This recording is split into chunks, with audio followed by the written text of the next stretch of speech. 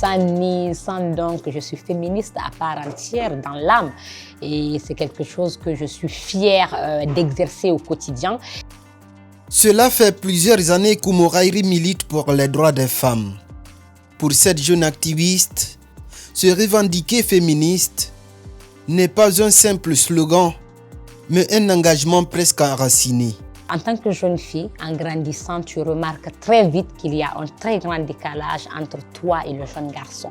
Et tu as des modèles de rôles sociaux que tu vois dans la société auxquels tu ne te reconnais pas forcément. C'est une voisine qui est battue, c'est une sœur qui est mariée précocement, c'est une tante qui est lésée dans ses droits. Et très vite, tu vois ce décalage-là du traitement de la société vis-à-vis de la jeune fille et vis-à-vis du jeune garçon. Et tu te dis, en tant que jeune fille, est-ce que c'est à cette vie tu veux appartenir? Et naturellement, le choix, il est fait. Tu te protèges, toi, en tant que jeune fille, et tu mets tes actions au profit des autres jeunes filles pour pouvoir construire une société où on ne voit plus la femme comme un sous-être humain sur lequel il faut déployer une force, mais une personne à part entière avec laquelle on collabore, avec laquelle on co-construit, avec qui compte autant que l'homme. Donc, très vite, je pense qu'en tant que jeune fille qui vit dans un environnement patriarcal, tu n'as d'autre choix que d'être féministe pour être libérée de cette violence qu'exerce le monde sur la femme. Mais au fond, que signifie réellement le féminisme? Le féminisme, c'est un mouvement politique et social qui vise à réduire toutes les inégalités de genre et à travailler pour que les femmes aient accès aux mêmes opportunités et accès aux mêmes espaces de décision.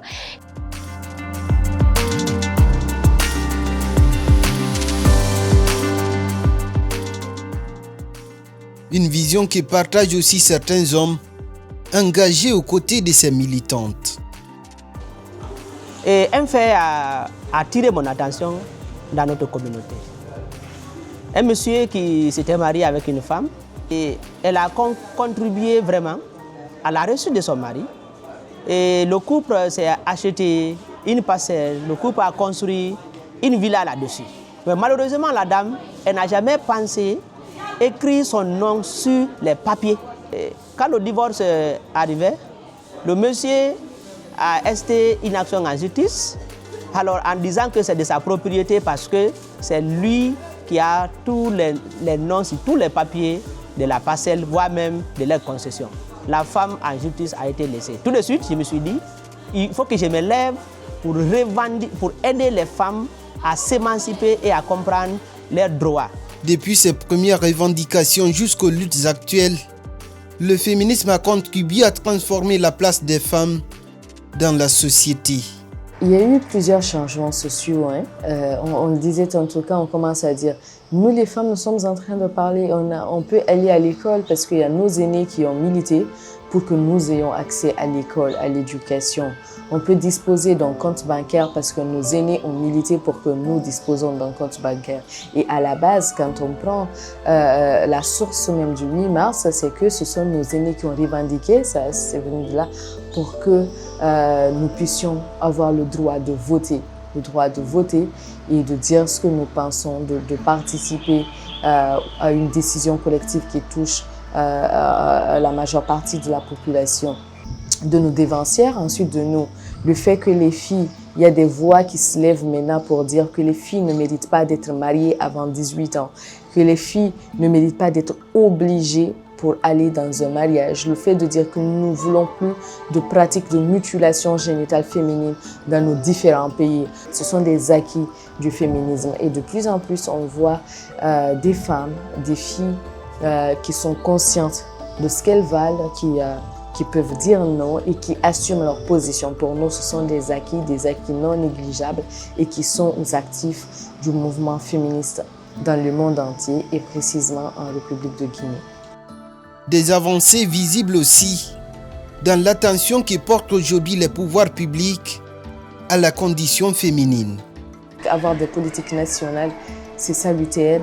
Avoir des services de protection comme le PROGEM, comme le service spécial de protection des personnes vulnérables et tout ce qui va avec, c'est salutaire. Donc maintenant, nous on continue à mettre la pression pour que les textes de loi soient appliqués comme cela se doit, pour que les moyens soient mis à disposition pour permettre à ces services de fonctionner. Parce qu'il est d'une chose que le service soit mis en place, il est d'autre chose que les services fonctionnent. Donc nous plaidons pour que ces services fonctionnent comme cela se doit afin de garantir une meilleure protection pour les filles et les femmes en République de Guinée.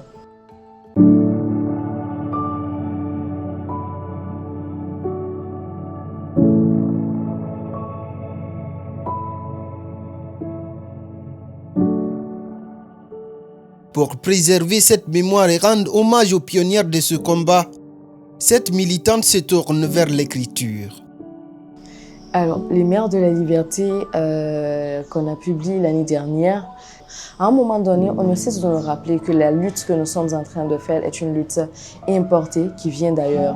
À travers cet ouvrage, j'avais envie de mettre en avant le fait que la lutte des femmes ne date pas de maintenant.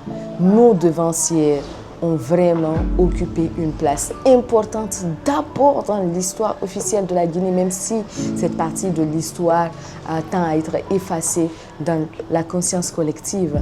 Et ça, c'est la lutte pour l'accès à l'indépendance en République de Guinée. Ce n'est pas une histoire de cravate et de pantalon. C'était aussi une histoire de pagne nouillé. C'était une histoire de voix féminines qui s'étaient levées. C'était une histoire de femmes qui ont mis les enfants au dos et qui sont sorties, qui se sont organisées et qui ont revendiqué la libération de la République de Guinée. Donc si nous sommes en train maintenant de chercher à construire ou à participer à construire un pays plus juste, un pays développé, c'est parce que nous sommes en train de suivre les pas de nos dévancières. Et elles ne méritent pas d'être effacées dans l'histoire et dans la conscience collective des Guinéens. Mais en Guinée, le combat féministe se heurte encore à de nombreux obstacles. Le premier relève de la manière dont ce combat ou cette lutte est perçue par les gens et donc il s'inscrit dans la mentalité de la population guinéenne sur les questions de violence faites aux femmes et aux filles. Parce que ces violences ont fini par être normalisées systématiquement dans notre pays à tous les niveaux. C'est grave le niveau de déshumanisation auquel nous sommes en train d'assister dans la vie de tous les jours en République de Guinée. Dire que ce n'est pas du tout normal, ce n'est pas ce que nous voulons plus de protection, nous voulons plus de savoir-vivre, nous voulons le respect fondamental de nos droits. Dramatique de dire que nous méritons de vivre parce qu'on n'a pas à plaider pour vivre. Malheureusement, c'est la réalité. Nous plaidons pour nos propres vies en République de Guinée et c'est très grave. Parmi tant les nombreuses idées reçues qui entourent ce mouvement politico-social. Nous apprenons souvent, ceux qui ne comprennent pas le contexte du féminisme, pour eux, c'est une chose qui a été importée de l'Occident. Moi, je dirais que ce n'est pas une importation de l'Occident. D'autres résistances sont d'ordre culturel, traditionnel, mais surtout religieux. La tradition et la religion ont plus de poids sur le droit. Dans nos sociétés, il y a l'inégalité en termes d'héritage. Les femmes sont laissées pour compte. On dit souvent que la femme n'a pas droit à l'héritage.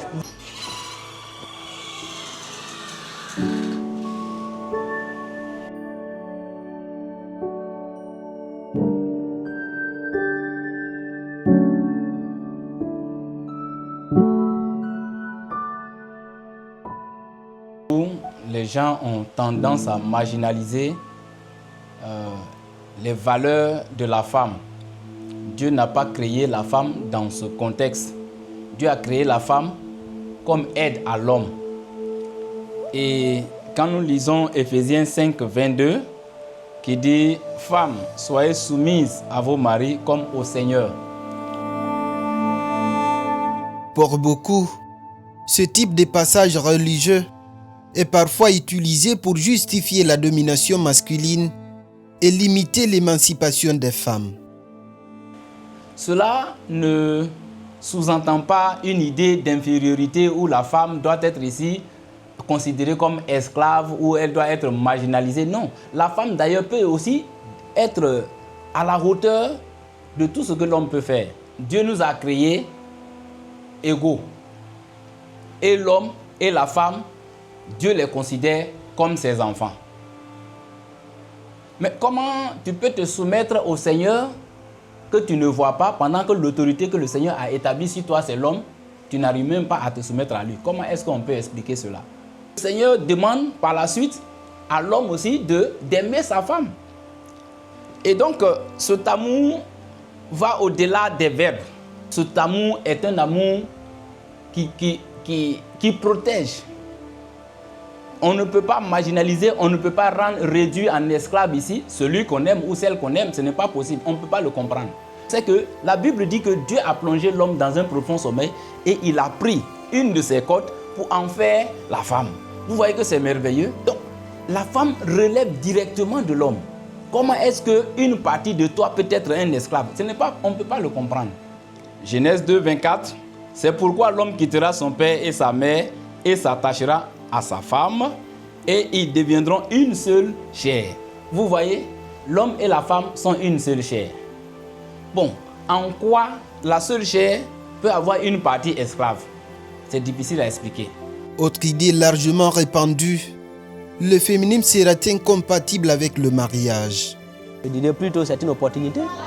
Parce que quand la femme connaît déjà ses droits, la femme va mieux aider l'homme. Si la femme connaît qu'elle doit se battre, qu'elle doit chercher, qu'elle doit se battre pour son émancipation, pour son indépendance économique, pour son autonomisation économique, je pense que la femme elle ne pourra pas du tout s'attendre à son mari. Et le féminisme ne signifie pas que la femme doit être insoumise à son mari, non.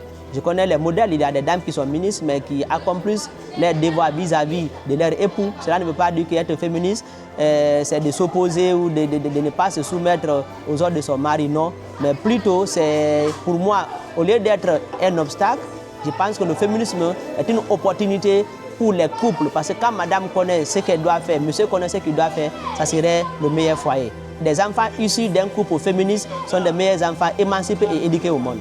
Face à ces incompréhensions, les militants féministes affirment que le véritable défi reste le changement des mentalités.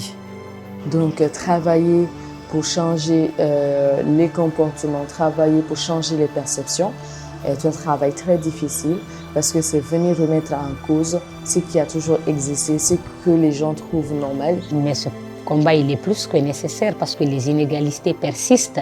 Les violences faites aux femmes dans tous les pays du monde, dans toutes les sociétés du monde, ne fait qu'accroître. Et tant qu'on n'atteint pas réellement l'égalité des genres, tant qu'il y a une femme quelque part dans le monde ou en Guinée est opprimée et abusée dans ses droits et victime de violences, le féminisme a tout son sens d'exister. Donc le féminisme est indispensable tant que les inégalités existent, tant que les femmes ne jouissent pas pleinement de leurs droits, tant qu'elles ne sont pas reconnues comme êtres à part entière, les droits des femmes, et pour œuvrer pour que les femmes vivent de façon sécuritaire et qu'elles aient leur propre choix à faire sur toutes les décisions concernant leur vie.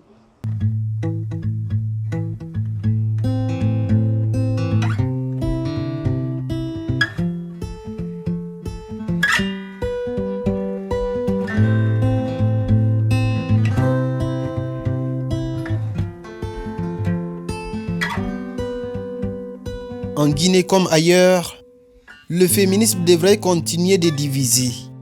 Mais pour ces militants, une chose est certaine, la lutte pour les droits des femmes ne fait que commencer. Et comme ils aiment le rappeler, l'égalité n'est pas une faveur, c'est un droit.